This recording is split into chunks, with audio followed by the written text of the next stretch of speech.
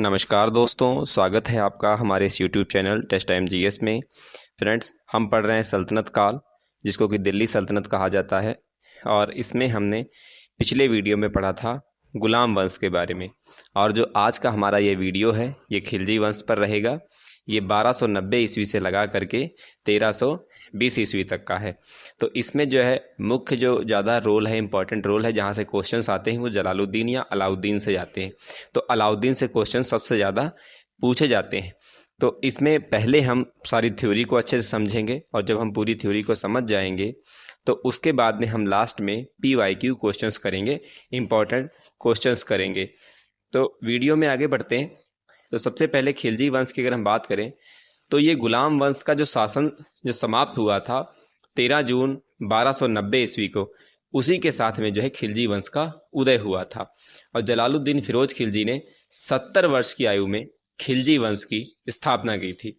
और ये जो 5 वंश हैं, 5 जो हम पढ़ेंगे दिल्ली सल्तनत में, जो 5 वंशों को हम पढ़ेंगे, इन 5 वंशों में खिलजी का शासनकाल जो था सबसे कम समय का था। इससे अगले वीडियो में मैं तुगलक का आपको बताऊंगा। तुगलक का जो शासनकाल था सबसे लंबा था, और खिलजी वंश का जो शासनकाल था ये सबसे कम समय का था। और जो खिलजी वंश था इसकी जो राजधानी थी वो किलोखोरी के नाम से थी। तो याद रखिएगा, खिलजी वंश का जो संस्थापक है वो जलालुद्दीन फिरोज खिलजी है। 13 जून 1290 ईस्वी को इसने खिलजी वंश की स्थापना की थी। जो है इसने गुलाम वंश का जो अंतिम शासक था शमुद्दीन कैमूर्स, है ना, शमुद्दीन कैमूर्स, मैंने आपको पिछले वीडियो में बताया था, उसकी हत्या करके जो है खिलजी वंश की स्थापना की थी। अगर बात करें 1290 ईस्वी में, तो मलिक छज्जू के विद्रोह का सुल्तान ने दमन किया था। सुल्तान शब्द से मतलब है जलालुद्दीन फिरोज खिलजी। जलालुद्दीन फिरोज खिलजी ने 1290 ईस्वी में मलिक छज्जू का विद्रोह किया था। इसके बाद ने 1291 ईस्वी में सुल्तान ने रणथंबोर के लिए अभियान किया, लेकिन रणथंबोर का जो किला था वो काफ़ी सुदृढ़ था, काफ़ी मजबूत था। तो वो किले की मजबूती को देखकर, सुदृढ़ता को देख करके इसने अपना रणथंबोर अभियान जो है वापस ले लिया 1291 ईस्वी का। उसके बाद में अगला जो आया वो आया 1292 ईस्वी में। तो 1292 ईस्वी में अब्दुल खां के नेतृत्व में इसने मंगोलों का जो आक्रमण था उसको पराजित कर दिया था। मंगोलों के आक्रमण को पराजित कर दिया था 1292 ईस्वी में। फिर 1296 ईस्वी में इसने देवगिरी अभियान के शासक रामचंद्र देव को पराजित कर दिया था। और 1296 ईस्वी में सुल्तान की हत्या हो गई थी। ठीक है, तो यहाँ पर ये मोटा मोटा सा ओवरव्यू पढ़ा है, अभी मैं डिटेल में आपको पूरा वीडियो बताऊंगा। तो खिलजी वंश के जो प्रमुख शासक हैं उनमें जलालुद्दीन खिलजी, जिसने कि 1290 से 1296 ईस्वी तक शासन किया था। उसके बाद में अलाउद्दीन खिलजी, जिसने 1296 ईस्वी से 1316 ईस्वी तक शासन किया था। उसके बाद में शिहाब उद्दीन खिलजी और कुतुबुद्दीन मुबारक खिलजी और नसरुद्दीन खुसरवाहा। ठीक है, खुसरशाह, ये जो है 15 अप्रैल से 27 अप्रैल 1320 ईस्वी तक इसने शासन किया था। तो अलाउद्दीन खिलजी जो थे, इन्होंने 1296 से 1316 ईस्वी तक राज्य शासन किया था। इन्होंने क्या किया था कि जलालुद्दीन की हत्या कर दी थी।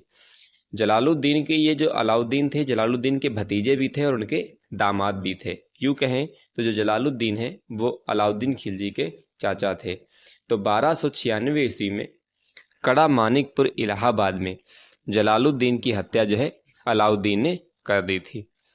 22 अक्टूबर 1296 ईस्वी में अलाउद्दीन दिल्ली का सुल्तान बना, और इसके बचपन का नाम जो था वो अली तथा गुरसस्पा था। जो अलाउद्दीन था इसके बचपन का नाम अली तथा गुरसस्पा था। अलाउद्दीन के जो क्वेश्चंस आते हैं अलाउद्दीन पर वो काफ़ी इंपॉर्टेंट्स रहते हैं, क्योंकि यहाँ से अगर एग्जाम में क्वेश्चन आएगा खिलजी वंश से तो अलाउद्दीन से आने के चांसेस 90% हैं। बहुत ज़्यादा चांसेस रहते हैं कि अलाउद्दीन से ही क्वेश्चन पूछा जाता है। दिल्ली के शासकों में अलाउद्दीन के पास सबसे शक्तिशाली सेना थी। अलाउद्दीन ने क्या किया कि इसने स्थायी सेना रखी और सेना को नगद वेतन देने की नींव रखी थी कि कैश दिया जाएगा। और इसने जो है एक उपाधि धारण की थी जिसको कहा जाता है सिकंदर ए सानी, सिकंदर ए सानी। ठीक है, या फिर इसको द्वितीय सिकंदर कहा जाए। तो ये उपाधि इसने धारण की थी। और ये जो अलाउद्दीन था ये एक नया धर्म चलाना चाहता था, लेकिन जो उलेमा थे, जिनको कि उलेमा को कहा जाता है मुस्लिम विद्वान, तो जो मुस्लिम विद्वान थे उनके कहने पर इसने अपना निर्णय बदल दिया, नहीं तो ये कोई एक नया धर्म चलाना चाहता था।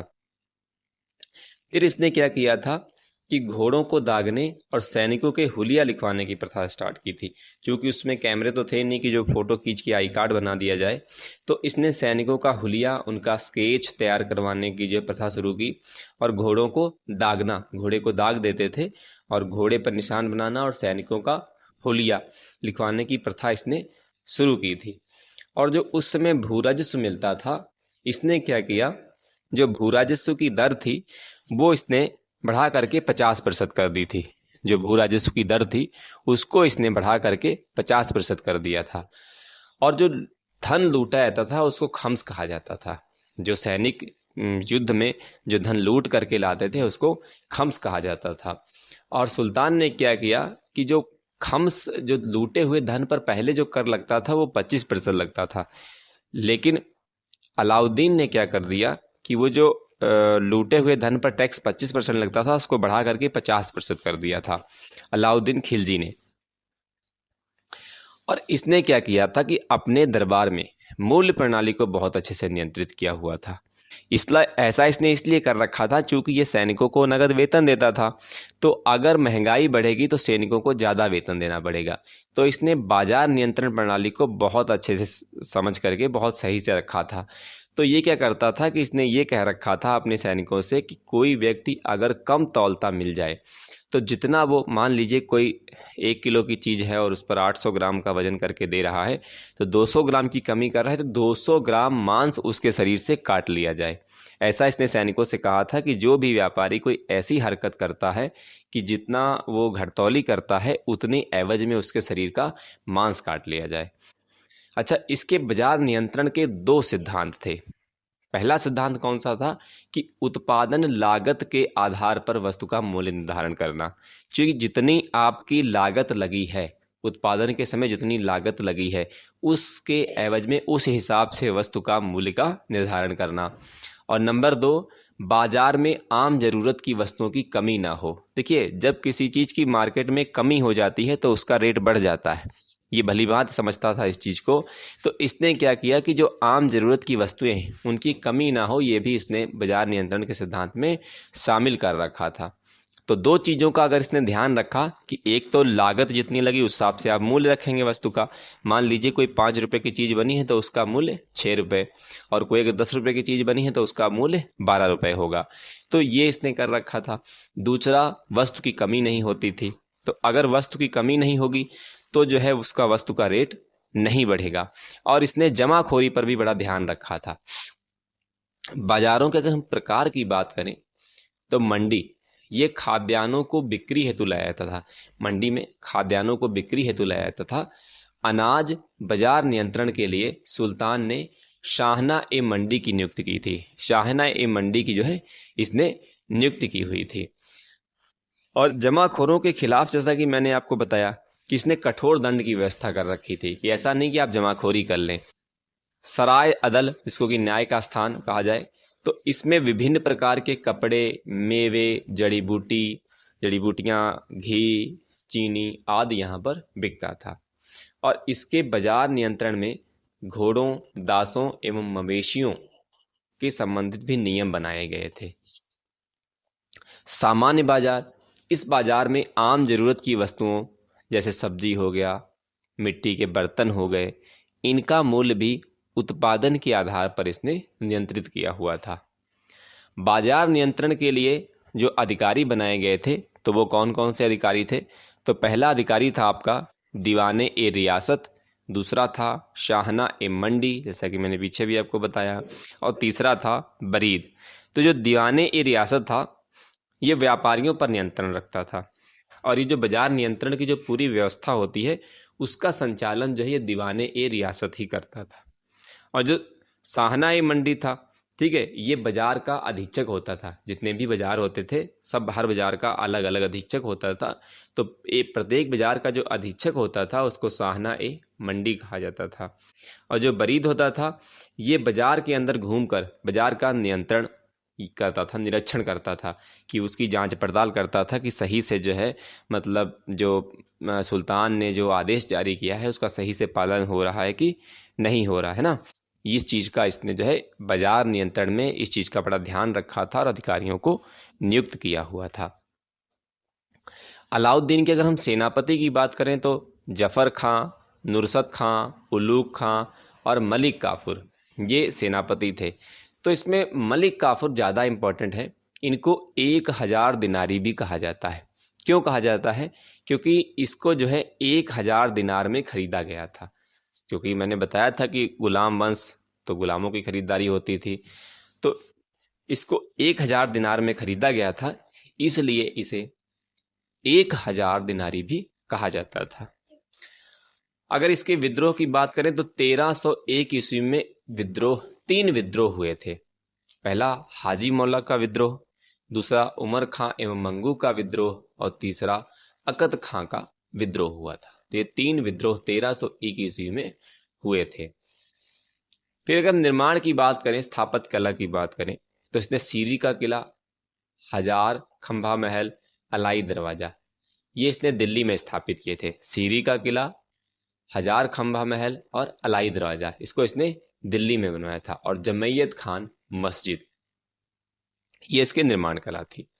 इसने गुप्तचर की भी व्यवस्था कर रखी थी। गुप्त सूचना देने वाले को गुप्तचर कहा जाता है।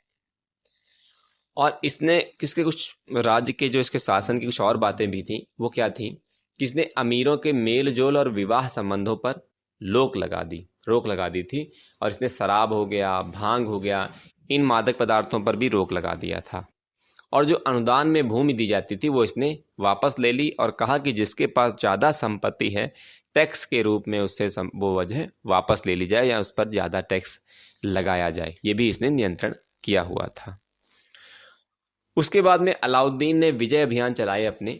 2 अभियान थे, एक उत्तर भारत का अभियान और दूसरा दक्षिण भारत का अभियान। जो उत्तर भारत के अभियान थे इसको क्या करता था कि इधर उत्तर की दिशा में इसने जितने भी राज्य जीते थे उनको इसने अपने शासन में मिला दिया था। मतलब उनका शासन की बागडोर ये अपने हाथ में रखता था। मतलब ये जहाँ से ये बैठा था राजधानी में, ये वहाँ से उसका शासन का संचालन करता था। लेकिन दक्षिण दिशा में ऐसा नहीं था। दक्षिण दिशा में इसने जो राज्य जीते उनको अपनी अधीनता स्वीकार करवा दी और उनसे कहा कि तुम शासन करो। अधीनता का मतलब है कि वो राजा तो वहीं के रहे, लेकिन वो क्या करते थे, बदले में अलाउद्दीन को टैक्स देते थे, उस राज्य का कर देते थे कि जितना भी वहाँ का रेवेन्यू प्राप्त होगा उसका कुछ प्रतिशत वो अपने खर्चे के लिए रखेंगे और बाकी जो है वो अलाउद्दीन को भेज देंगे। फिर सबसे पहले अगर हम उत्तर अभियानों में बात करें तो उसमें गुजरात विजय आता है जो कि 1299 ईस्वी में हुआ था। वहाँ के शासक कर्ण बघेला थे और ये शासक बिना युद्ध के ही वहाँ से भाग गया। जब उसने देखा कि अलाउद्दीन आक्रमण करने आ रहे हैं तो वो वहाँ से भाग गया और वहाँ से देवगिरी में रामचंद्र के यहाँ इसने शरण ले ली थी। और जब वहाँ से शासक ही भाग गया था तो जो आक्रमणकारी है उसको वो स्थान आसानी से मिल जाएगा। तो अलाउद्दीन ने क्या किया कि 1299 ईस्वी में गुजरात को दिल्ली में मिला लिया। रणथंभौर विजय ये 1300 से 1301 ईस्वी में हुई थी और यहाँ का शासक हमीर देव था और रणथंभौर का एक मंत्री था, इसका एक मंत्री था रणमल। तो उसने इसके साथ विश्वासघात कर दिया। हमीर देव के साथ में उसने विश्वासघात कर दिया और जब उसने विश्वासघात कर दिया तो अलाउद्दीन खिलजी को आसानी से विजय प्राप्त हो गई और 1300 से 1301 ईस्वी में अलाउद्दीन खिलजी ने किले को जीत लिया और रणथंभौर को अपने शासन में मिला लिया। अपने दिल्ली का जो शासन था उसके अंतर्गत उसने इसको मिला लिया। चित्तौड़ विजय 1303 ईस्वी में यह अभियान वहाँ की रानी पद्मावत के लिए किया गया था। पद्मावती शायद आपने मूवी देखी हो, तो पद्मावती के लिए यह अभियान किया गया था। और यहाँ के राजा जो रतन सिंह थे वो पराजित हो गए और जब वो पराजित हो गए तो रानी जो पद्मावती थी उसने क्या कर दिया कि वहाँ की महिलाओं के साथ जौहर कर लिया। जौहर का मतलब है कि वहाँ की जो उस दरबार में जो महिलाएं बची थी उनको और खुद को लेकर के अग्नि भेंट हो गई थी। तो चित्तौड़ का विजय जो है 1303 ईस्वी में हुआ था इसके द्वारा। अगला है मालवा विजय 1305 ईस्वी में, और यहाँ के शासक महलक देव थे और इसको इसने पराजित कर दिया। और पराजित करने के बाद में मालवा को इसने अपनी सल्तनत में मिला लिया था। तो कुल यहाँ पर हमने 4 अलग अलग इसके विजय देखे: गुजरात विजय, रणथंभौर विजय, चित्तौड़ विजय और मालवा विजय। तो मोस्टली अगर क्वेश्चन इनसे पूछा जाता है तो सन पूछी जा सकती है, या फिर किस शासक ने इन पर विजय चलाई, तो अलाउद्दीन था, और इनका कौन सा शासक था तो वो पूछा जा सकता है। अब हम दक्षिण भारत के अभियानों की बात करेंगे। तो देवगिरी अभियान ये 1307 ईस्वी में हुआ था, और आक्रमण के समय यहाँ का शासक जो था वो रामचंद्र देव था। 1307 ईस्वी में मलिक काफूर ने देवगिरी पर आक्रमण किया और रामचंद्र देव को परिवार सहित इन्होंने दिल्ली भेज दिया। यहाँ पर रामचंद्र 6 माह तक रहे, और रहने के बाद उन्होंने अपनी एक पुत्री का विवाह सुल्तान के साथ कर दिया। सुल्तान मतलब अलाउद्दीन के साथ में। बदले में अलाउद्दीन ने इनको 1 लाख स्वर्ण मुद्राएं दी और राय राया की उपाधि से प्रदान की थी। जो रामचंद्र देव थे इनको 1 लाख स्वर्ण मुद्राएं दी और राय राया की उपाधि से इनको मतलब सम्मानित किया था। अगला तेलंगाना अभियान 1309 ईस्वी से 1310 ईस्वी तक। आक्रमण के समय यहाँ का शासक प्रताप रुद्रदेव द्वितीय था। इसकी राजधानी वारंगल थी। युद्ध में पराजित होने के बाद इस शासक ने सुल्तान से बहुत से उपहार लेकर उसकी अधीनता को स्वीकार कर लिया था। जो तेलंगाना का था अभियान, यहाँ का शासक था रुद्रदेव द्वितीय। इसने क्या किया कि शासक से जब पराजित हुआ तो इसने बहुत सारी मुद्राएं ले ली, बहुत सारे उपहार ले लिया, उसकी अधीनता को स्वीकार कर लिया कि ठीक है भाई, हम आपके अंडर में शासन चलाएंगे और बदले में हम आपको इतना इतना टैक्स पे करेंगे। होयसल राज्य पर आक्रमण 1311 ईस्वी में। यहाँ का जो शासक था वो वीर बल्लाल देव तृतीय था। इसकी राजधानी द्वार समुद्र थी और इसने भी आसानी से सुल्तान की अधीनता को स्वीकार कर लिया था। अगला जो आक्रमण रहा वो पांड्य राज्य पर आक्रमण रहा, और ये रहा 1311 ईस्वी में। इस समय यहाँ शासक जो था वो वीर पांड्या था और इसकी राजधानी मदुरा थी। 1311 ईस्वी में मलिक काफूर ने मदुरा पर आक्रमण किया, लेकिन जो वीर पांड्य थे वो इसके हाथ नहीं लगे और यहाँ पर इसने भीषण लूटपाट की। और दक्षिण भारत का एकमात्र ये शासक था वीर पांड्या जिसने सुल्तान की अधीनता को स्वीकार नहीं किया था। तो याद रखिएगा, ये क्वेश्चन आपसे पूछा जा सकता है। सबसे थोड़ा अलग हटके है कि ये जो पांड्या आक्रमण था इसमें जो यहाँ का शासक था वो इसके सुल्तान के हाथ नहीं लगा था, उसने सुल्तान की अधीनता को स्वीकार नहीं किया था। इसी के साथ अलाउद्दीन खिलजी की मृत्यु हो जाती है। 5 जनवरी 1316 ईस्वी को अलाउद्दीन खिलजी की मृत्यु हो गई। मृत्यु होने के बाद में मलिक काफूर ने क्या किया कि अलाउद्दीन के सबसे छोटे बेटा जो कि 6 वर्ष का था उसको गद्दी पर बैठाला और उसको वहां का राजा बनाया। क्योंकि 6 वर्ष का बच्चा था तो शासन पूरी तरीके से खुद चलाता था मलिक काफूर, और इसने सबसे छोटे बेटे को राजा बनाया था। और 35 दिन के बाद में अलाउद्दीन के तीसरे बेटे मुबारक शाह खिलजी ने मलिक काफूर की हत्या कर दी, और मलिक काफूर की हत्या करने के बाद में अलाउद्दीन के जो 6 वर्ष के बेटे थे उसको बंदी बना करके उसको भी मार डाला। कुतुबुद्दीन मुबारक शाह खिलजी 1316 ईस्वी में सिंहासन पर बैठा। उसके कुछ दिन बाद जब अलाउद्दीन की मृत्यु हो गई तो उसके कुछ दिन बाद ये गद्दी पर बैठ गया था, और इसका मानसिक संतुलन नहीं ठीक था। इसने क्या किया कि खलीफा के पद को भी स्वीकार नहीं किया और इसने स्वयं को खलीफा घोषित किया। ये जो था ये खलीफा के पद को नहीं मानता था और इसने स्वयं को खलीफा घोषित कर लिया था। और इसे नग्न स्त्री और पुरुष की संगत पसंद थी, और ये खुद भी कभी कभी दरबार में बिना वस्त्रों के आ जाता था और कभी कभी ये स्त्रियों के वस्त्र पहनकर आता था। तो इसलिए हम कह सकते हैं कि ये जो कुतुबुद्दीन मुबारक शाह खिलजी था इसका मानसिक संतुलन नहीं ठीक था। इसके प्रधानमंत्री खुसरो ने 15 अप्रैल 1320 ईस्वी को इसकी हत्या कर दी और वो खुद दिल्ली के सिंहासन पर बैठ गया।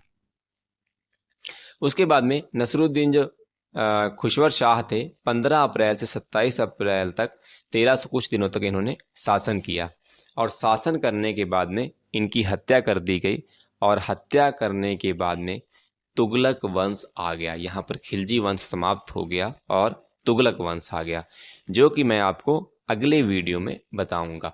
तो यहाँ पर हमारा थ्योरी सेक्शन कंप्लीट हो गया है और अब हम करेंगे MCQ क्वेश्चन। पहला क्वेश्चन है, 13 जून 1920 ईस्वी को ने खिलजी वंश की स्थापना की थी। जलालुद्दीन फिरोज खिलजी ने, सिहाबुद्दीन उमर ने, अलाउद्दीन खिलजी ने, बख्तियार खिलजी ने। तो आपका सही आंसर है ऑप्शन ए, जलालुद्दीन फिरोज खिलजी ने। क्वेश्चन नंबर 2, जलालुद्दीन की हत्या कब हुई थी?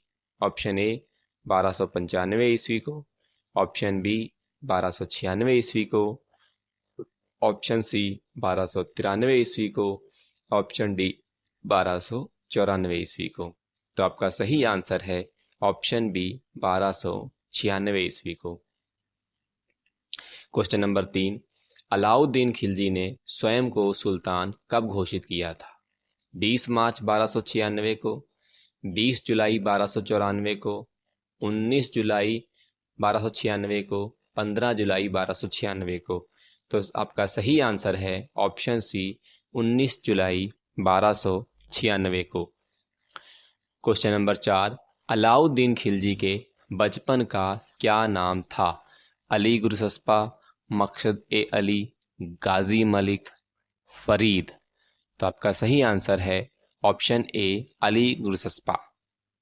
क्वेश्चन नंबर 5, अलाउद्दीन के आक्रमण के समय देवगिरी का शासक कौन था? Option A Ramchandra Dev, option B Pratap Rudra Dev, option C Malik Kafur, option D Rana Ratan Singh. तो आपका सही आंसर है option A, Ramchandra Dev. Question number 6, Amir Khusro कौन था? कवि, नाटक के लेखक, चित्रकार, वास्तुकार। तो आपका सही आंसर है ऑप्शन ए, कवि। मैंने पिछले वीडियो में आपको बताया था अमीर खुसरो के बारे में। क्वेश्चन नंबर 7, तूती ए हिंद अमीर खुसरो का जन्म कहाँ हुआ था? पाटली में, पट्टी में, पटियाली में या हरियाणा में? तो आपका सही आंसर है ऑप्शन सी, पटियाली में। ये पश्चिमी उत्तर प्रदेश में बदायूं के पास है, वहाँ पर अमीर खुसरो का जन्म हुआ था। तो यहाँ पर हमारा ये आज का वीडियो ख़त्म होता है। अगर वीडियो आपको अच्छा लगा हो तो वीडियो को लाइक कर दीजिए और चैनल पर नए हैं तो चैनल को सब्सक्राइब कर लें अगर आप चाहें तो। अगर आप पढ़ने वाले हैं तो चैनल को सब्सक्राइब कर लें और अपने दोस्तों के साथ में शेयर कर दें।